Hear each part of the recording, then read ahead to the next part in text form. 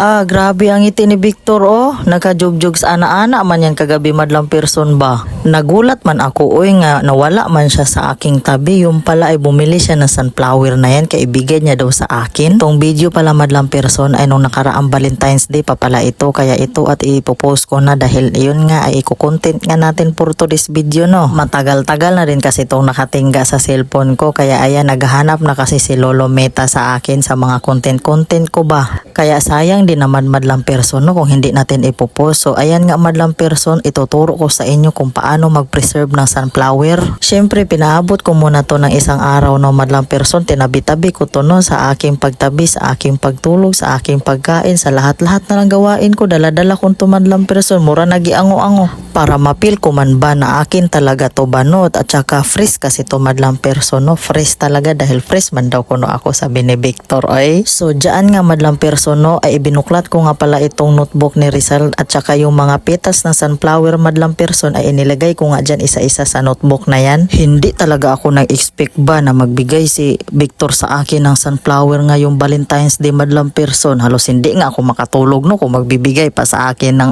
bulaklak itong si Victor.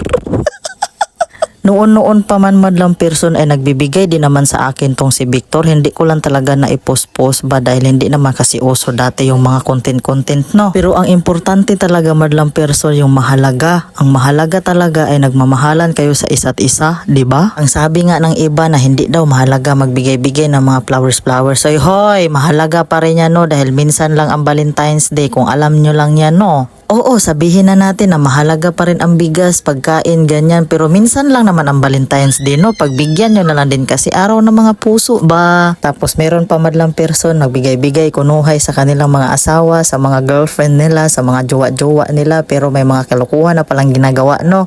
O ano Victor, sumagot ka. Kaya yan si Victor madlang person, bumabawi-bawi yan sa akin dahil may ginagawa kasing kalukuhan yan. Balik tayo dito sa topic ko madlang person no, dito sa kung paano mag-preserve ng sunflower. Nawala na talaga tayo, ang dami-dami na namang sinasabi ni Maring nyo. Ay, yung mga petals pala na inilagay ko sa notebook ni Rizal madlang person ay preserve ko pala yan ng 1 week. Dinaganan ko sa speaker no, kailangan talaga idagan siya sa mabigat para maging flat talaga yung mga petals niya madlang person ba, para maging tuyong-tuyo talaga siya ba kumbaga. Tapos yung mismong ulo-ulo sa sunflower madlang person ay isinabit ko nga pala yan sa madilim na kwarto para maging tuyong-tuyo talaga siya.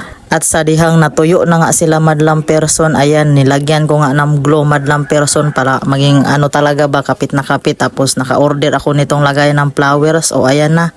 Tapos na ako, diba? Diba ang ganda-ganda no? Ang ganda-ganda ko dyan no?